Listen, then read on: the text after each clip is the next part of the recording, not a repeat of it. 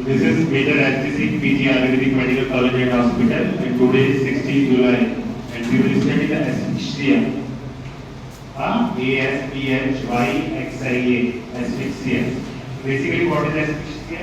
So, asphyxia is a condition characterized by a combination of hypoxia and hypercapnia. दो शब्द आए, तो एक ऐसी कंडीशन जिसमें हाइपोक्सिया हो और साथ में हाइपरकैपनिया हो। तो हाइपोक्सिया हम कल पढ़ चुके हैं। हाइपोक्सिया का मतलब टिश्यू लेवल पे ऑक्सीजन की कमी।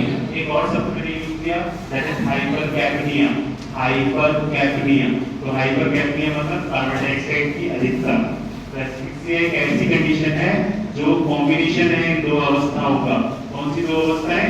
एक ऑक्सीजन की कमी और कार्बन डाइऑक्साइड की अधिकता। एस्फिक्सिया एक ऐसी कंडीशन है जिसमें ऑक्सीजन कम हो जाती है, दैट इज हाइपोक्सिया, और साथ में कार्बन डाइऑक्साइड बढ़ जाती है, दैट इज हाइपरकैपनिया। क्यों होता है ये सब? Due to the obstruction of air passage. आपका ये जो रास्ता है, एयर पैसेज है, इसमें अगर कोई ऑब्स्ट्रक्शन कर दे, चाहे गो टू पंखे में लटक जाओ, व्हाटएवर द रीजन, कि जो एयर पैसेज है, इस एयर पैसेज का अगर कोई ऑब्स्ट्रक्शन कर दे, तो दो अवस्थाएं जो मिलेंगी साथ साथ, ऐसी अवस्था को जिसमें दो अवस्थाएं मिल रही है। क्यों मिल रही है? एयर पैसेज के ऑब्स्ट्रक्शन की वजह से। उस अवस्था को हम क्या कहते हैं? एस्फिक्सिया। इन संस्कृत और हिंदी एग्जाम में आएगा श्वास अवरोध। क्या आएगा? श्वास अवरोध। तो asphyxia is a condition that is characterized by a combination of hypoxia and hypercapnia due to the obstruction of air passage। तो आपका ये जो एयर पैसेज वाला रास्ता है, इस रास्ते को अगर कोई अवरोध कर दे तो ऑक्सीजन की कमी हो जाए और कार्बन डाइऑक्साइड बढ़ जाए, तो उस अवस्था को एस्फिक्सिया कहेंगे। ठीक है? हाँ, तो दो शब्द मैंने इसलिए यूज किए, एक हाइपोक्सिया और दूसरा हाइपरकैपनिया। क्यों हुआ? जो एयर पैसेज था, उस एयर पैसेज का ऑब्स्ट्रक्शन हो गया। वो क्यों होता है? कोई गला घोट रहा हो, ये सब मुंह दबा रहा हो, पंखे से लटक जाए कोई, तो ऑब्स्ट्रक्शन तो बहुत सारे कारणों की वजह से होता है, लेकिन ऑब्स्ट्रक्शन की वजह से अगर ऑक्सीजन कम हो जाए और कार्बन डाइऑक्साइड बढ़ जाए, तो उसको हम क्या बोलेंगे?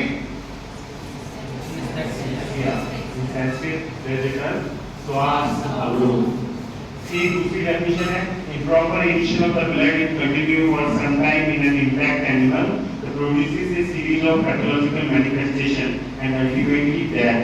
तो improper addition of the blood, proper addition का मतलब क्या है? Proper addition मतलब ऑक्सीजन जाती रहे, कार्बन डाइऑक्साइड निकलती रहे, this is proper addition। क्या this is proper addition? improper addition, oxygen नहीं जा रही है, कार्बन डाइऑक्साइड नहीं निकल रही है। तो अगर कोई इंटैक्ट एक व्यक्ति में, एक एनिमल में, एक पर्सन में अगर improper addition एक बहुत लंबे समय तक कंटिन्यू रहेगा, फाइनली क्या होगा? Pathological manifestation. नॉर्मली क्या है? ऑक्सीजन मिल रही है, ब्रेन काम कर रहा है, ऑक्सीजन मिल रही है, हार्ट काम कर रहा है। ऑक्सीजन नहीं मिलेगी तो क्या होगा? जो नॉर्मल फिजियोलॉजिकल प्रोसेस हो रही है बॉडी के अंदर, वो काम करना बंद हो जाएगी, डिस्टर्ब हो जाएगी, और फाइनली क्या हो जाएगा? डेथ हो जाएगा। तो improper addition of the blood in an intact animal is continued for some time, so there will be a series of pathological manifestation along with that। तो अगर आपके ब्लड में जो प्रॉपर एडिशन होता है, ऑक्सीजन जाती है, कार्बन डाइऑक्साइड निकलती है, दिस इज प्रॉपर एडिशन। अगर ये प्रॉपर एडिशन बहुत लंबे समय तक सही से ना हो, क्या? अगर किसी व्यक्ति में, किसी एनिमल में अगर प्रॉपर एडिशन प्रॉपरली ब्लड में लंबे समय तक सही से नहीं हो, तो क्या होगा? जो फिजियोलॉजी है, ब्रेन सही से काम कर रहा है, हार्ट सही से काम कर रहा है, लंग सही से काम कर रहा है, उसकी जो फिजियोलॉजी है डिस्टर्ब हो जाएगी, और क्या होगा? उसकी बॉडी में पैथोलॉजिकल चेंजेस डेवलप होने लगेंगे और फाइनली उसकी डेथ हो जाएगी। This condition is known as asphyxia. Okay, asphyxia की दो डेफिनेशन है। पहली सिंपल डेफिनेशन, इसमें रटना नहीं है, ऑक्सीजन की कमी और कार्बन डाइऑक्साइड की अधिकता। क्यों हो रहा है? ऑब्स्ट्रक्शन ऑफ एयर पैसेज की वजह से। This is a simple definition. Another definition, improper addition of the blood is continuing for more than time or more hours in an intact animal, that will lead to a pathological manifestation along with the death। This condition is also known as asphyxia। Blood के अंदर, खून के अंदर जो proper addition है, कौन सी हवा अंदर जा रही है, कौन सी हवा बाहर निकल रही है, वो प्रॉपर एडिशन डिस्टर्ब हो जाएगा, तो क्या होगा? उसके अंदर जो नॉर्मल फिजियोलॉजिकल प्रोसेस हो रही थी वो सही से नहीं होगी, और क्या होगा? व्यक्ति की डेथ हो जाएगी। This condition is known as asphyxia. तो दीस आर टू डेफिनेशन। ठीक है, समझ आ गया?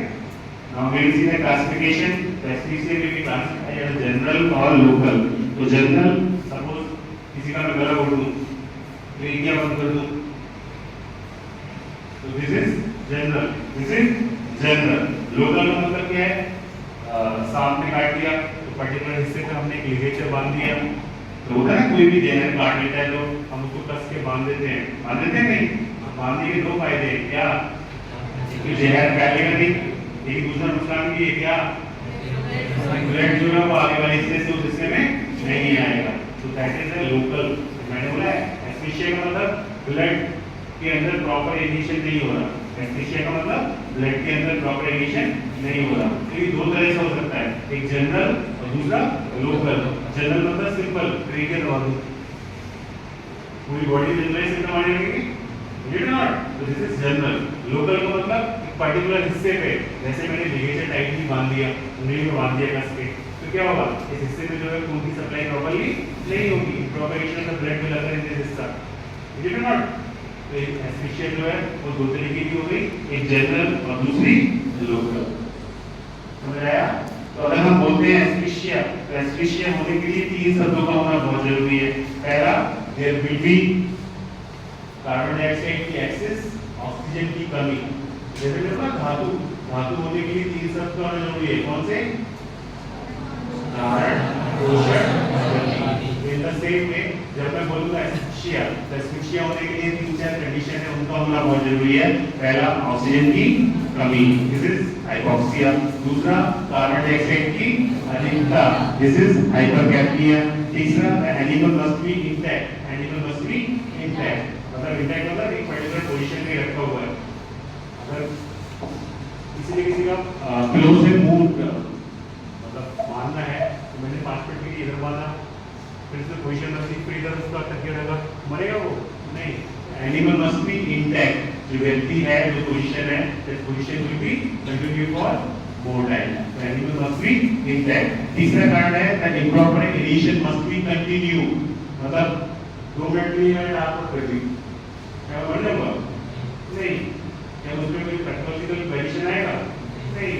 Improper addition must be continue. तो अगर हम बोलते हैं एस्फिक्सिया है, तो एस्फिक्सिया होने के लिए पहली कंडीशन ऑक्सीजन की कमी, दूसरी कंडीशन कार्बन डाइऑक्साइड की अधिकता, तीसरी condition animal must be intact, animal must be intact, चौथी condition improper addition must be continue, improper addition जो है लंबे समय तक कंटिन्यू होना चाहिए। तो जब मैं बोलूंगा क्या बोलूंगा? क्या बोलूंगा? एस्फिक्सिया। क्या बोलूंगा? एस्फिक्सिया। एस्फिक्सिया है तो ये चार कंडीशन होनी चाहिए, पहली, दूसरी, तीसरी, एनिमल मस्ट बी इंटैक्ट, चौथी, improper addition must be continue. समझ आया? ये नॉट पहले मैंने क्या बताया? एस्फिक्सिया की डेफिनेशन क्या बताया? एस्फिक्सिया की डेफिनेशन। फिर मैंने क्या बताया? एस्फिक्सिया के टाइप्स क्या बताया? एस्फिक्सिया के टाइप्स, एक जनरल और दूसरी लोकल। फिर मैंने क्या बोला? ये चार कंडीशन है, ये चार पैरामीटर्स हैं, अगर वो हैं तो एस्फिक्सिया होगी, अगर वो नहीं है तो एस्फिक्सिया नहीं होगी। When we will see the effect of asphyxia, the asphyxia में इफेक्ट क्या होते हैं? तो इसकी जो 3 स्टेजेस होती है, पहली स्टेज स्टेज ऑफ हाइपरअपनिया, दूसरी स्टेज ऑफ कन्वर्जन, तीसरी स्टेज ऑफ कोलैप्स। पहली स्टेज ऑफ हाइपरअपनिया, क्या बोल रहा हूँ मैं? Stage of hyperpnoea. दूसरी स्टेज ऑफ कन्वर्जन, क्या बोल रहा हूँ? Stage of conversion. तीसरी स्टेज ऑफ कोलैप्स। जैसे फिल्मों में दिखाते हैं, क्या दिखाते हैं? तकिए से किसी को मारते हैं, तकिए से किसी को मारते हैं, किसी का मुंह दबाते हैं तकिए से, तो क्या होता है? 5 मिनट डिलीवरी पहले वो झटकेगा, फिर झटके आएंगे और फिर रहेगा, ऐसे तो होता है, होता है कि नहीं? तो ये जो पूरा खेल है वो 5 मिनट का है, कितनी देर का है? 5 मिनट का। पहले में क्या होगा? स्टेज ऑफ हाइपरअपनिया, स्टेज ऑफ हाइपरअपनिया जो 1 मिनट का होता है, कितनी देर का होता है? 1 मिनट का। दूसरा है स्टेज ऑफ कन्वर्जन, कितनी देर का? 1 से 2 मिनट का, स्टेज ऑफ कन्वर्जन, झटके लगेंगे। तीसरा कोलैप्स, फिर 2 मिनट का। तो 1 मिनट, 2 मिनट, 2 मिनट, टोटल कितना खेल है? सिर्फ 5 मिनट का खेल है। तो किसी में जब गला घोट के इसकी टर्म में श्वास अवरोध, क्या शब्द है? श्वास अवरोध। तो ये जो पूरा खेल है वो सिर्फ 5 मिनट का है, जिसमें 3 अवस्थाएं हैं। पहली अवस्था स्टेज ऑफ हाइपरअपनिया, क्या नाम है? Stage of hyperpnoea. दूसरी स्टेज ऑफ कन्वर्जन, तीसरी स्टेज ऑफ कोलैप्स। तो हाइपरप्निया 1 मिनट का होता है, कन्वर्जन 2 मिनट का होता है और कोलैप्स भी 2 मिनट का होता है। टोटल टाइम कितनी देर है? 5 मिनट का। तो पहली स्टेज पढ़ते हैं स्टेज ऑफ हाइपरप्निया, इसका ड्यूरेशन 1 मिनट का है। बेसिकली इसमें क्या होता है? The breathing become deep and rapid, breathing become deep and rapid. जब मुंह किसी का तकिए से खोलोगे तो क्या होगा? उसकी सांसें लंबी लंबी गहरी गहरी हो जाएगी। पहले पहले क्या होगा? उसकी सांसें लंबी लंबी और गहरी गहरी हो जाएगी, deep and rapid. Breathing will become deep and rapid. कैसे जाएगी? Breathing will become deep and rapid. At first, both inspiration and expiration. At first, both inspiration and expiration increases. तो पहले सांस ले भी तेजी से रहा है, सांस छोड़ भी तेजी से रहा है, लेकिन कुछ देर के बाद the expiratory movement becomes the more pronounced than inspiration. तो पहले कितनी देर का खेलता? सिर्फ 1 मिनट का। कितनी देर का था? सिर्फ 1 मिनट का। तो 1 मिनट में पहले इंस्पिरेशन भी बढ़ा, एक्सपिरेशन भी बढ़ा, इंस्पिरेशन भी बढ़ा और एक्सपिरेशन भी बढ़ा। फिर क्या हुआ 30 सेकंड के बाद कि इंस्पिरेशन तो कम होने लगा और एक्सपायरेशन अभी भी बढ़े जा रहा है। हाँ, नाम है इसका क्या? Stage of hyperpnoea. क्या नाम है? Stage of hyperpnoea. क्या नाम है? Stage of hyperpnoea. तो पहले उसकी लंबी गहरी सांसें, हाँ, लंबी गहरी में। दूसरा पॉइंट क्या लिखना है? इंस्पिरेशन भी लंबा और एक्सपायरेशन भी लंबा। क्या लिखना है? इंस्पिरेशन भी लंबा और एक्सपायरेशन भी लंबा। ठीक है। तीसरा पॉइंट क्या लिखना है? उसके बाद इंस्पिरेशन कम होने लगेगा और एक्सपायरेशन बढ़ने लगेगा। ठीक है। तो दिस इज स्टेज ऑफ हाइपरप्निया। कितनी देर के लिए होती है? सिर्फ 1 मिनट के लिए।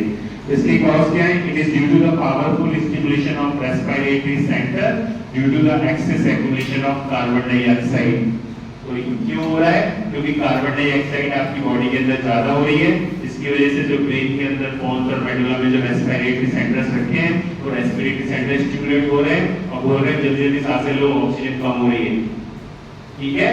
तो ब्रेन के अंदर जो रेस्पिरेटरी सेंटर रखे हैं, वो रेस्पिरेटरी सेंटर उत्तेजित होने लगते हैं और उत्तेजित होने के लिए गैस की सप्लाई को मेंटेन करने के लिए बोल रहे हैं लंबी गहरी सांसें लो। हम कोशिश कर रहे हैं, पहले इंस्पिरेशन भी लंबा हो रहा है और एक्सपिरेशन भी लंबा हो रहा है, लेकिन बाद में क्या हो रहा है? सिर्फ एक्सपिरेशन लंबा हो रहा है, इंस्पिरेशन छोटा होने लग रहा है। This stage is known as stage of hyperpnoea. इसका जो ड्यूरेशन है वो कितनी देर का है? 1 मिनट। कितनी देर का है? 1 मिनट का। This is the stage of hyperpnoea. Second stage है द स्टेज ऑफ कन्वर्जन। क्या है? Stage of conversion.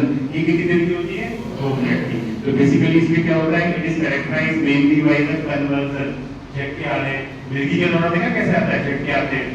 तो दिस झटके आना इज नोन एज कन्वर्जन। क्या कहते हैं उसको? कन्वर्जन। तो बेसिकली कन्वर्जन का मतलब क्या है? Uncontrolled muscular contraction. जैसे मेरा हाथ है, मैं अपने मसल्स कॉन्ट्रैक्ट में जा रहा हूं, कर रहा हूं मैं नॉर्मली, ये मेरे कंट्रोल में है। मैं चाहूं तो करूं और चाहूं तो ना करूं। अगर ये ऐसे होने लगे, मतलब मैं तो रोकना चाह रहा हूं लेकिन ये नहीं रुक रहा है, क्या शब्द यूज करूंगा मैं? Uncontrolled muscular contraction. क्या शब्द यूज करूंगा? Uncontrolled muscular contraction. This is conversion. तो दूसरे कन्वर्जन का मतलब क्या है? Uncontrolled muscular contraction. नहीं बात। तो कन्वर्जन का मतलब झटके आना। अब झटके आने का मतलब क्या है? जैसे मैं अपने हाथ को कॉन्ट्रैक्ट कर रहा हूं, मैं चाहूं तो करूं, चाहूं तो ना करूं, ये मेरे कंट्रोल में है ना। लेकिन अगर ये कॉन्ट्रैक्ट हो जा रहे हैं और मेरे कंट्रोल में नहीं है, this is known as uncontrolled muscular contraction. क्या कहेंगे? Uncontrolled muscular contraction. जितने भी